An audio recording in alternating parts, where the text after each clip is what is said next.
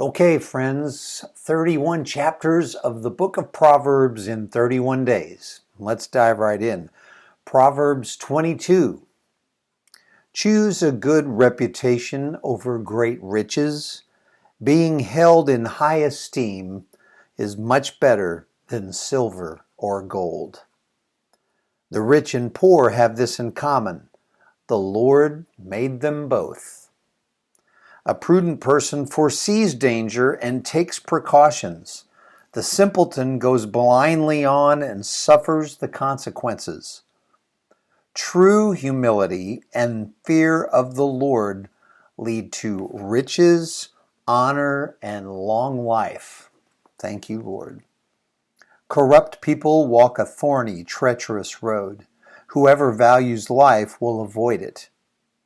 Direct your children onto the right path, and when they are older, they will not leave it. I'm going to insert here, not doing many commentaries, I've just been reading, but leaders, parents, even single parents, aunts and uncles, elders, grandmas and grandpas, we are called to direct children into the right paths. Don't be led astray by modern thought like kids will just find their way or they're innocent. No, they're not. They're broken humanity just like all of us, even as we grow up. And if the elders don't instruct their children, the world will. The unbelievers will teach our children if we do not step into that role. So, direct your children onto the right path. And when they're older, they will not leave it. On to verse 7. Just as the rich rule the poor, so the borrower is servant to the lender. Those who plant injustice will harvest disaster, and their reign of terror will come to an end. Blessed are those who are generous, because they feed the poor.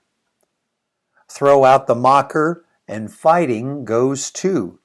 Quarrels and insults will disappear.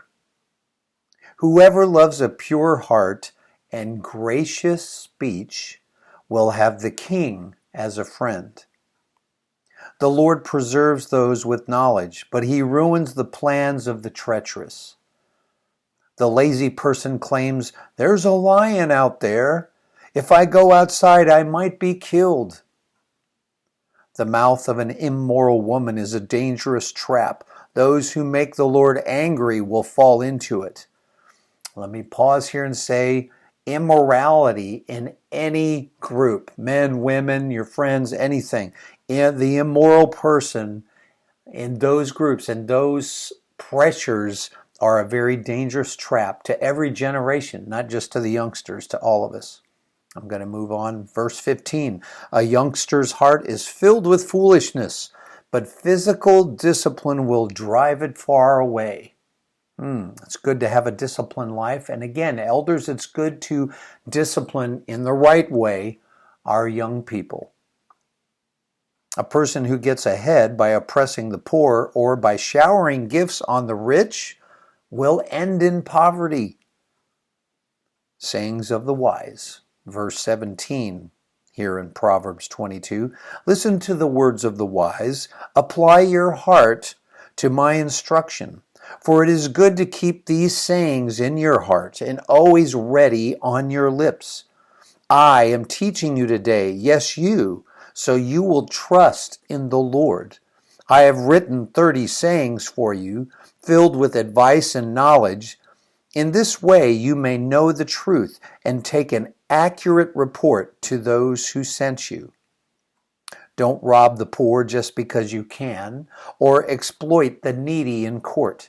For the Lord is their defender. He will ruin anyone who ruins them.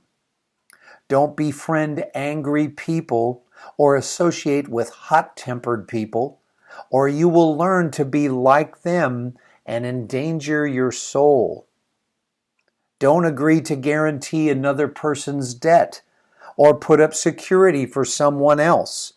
If you can't pay it, even your bed will be snatched from under you. Don't cheat your neighbor by moving the ancient boundary markers set by previous generations. Do you see any truly competent workers? They will serve kings rather than working for ordinary people. Yes, Lord, thank you. Proverbs chapter 22.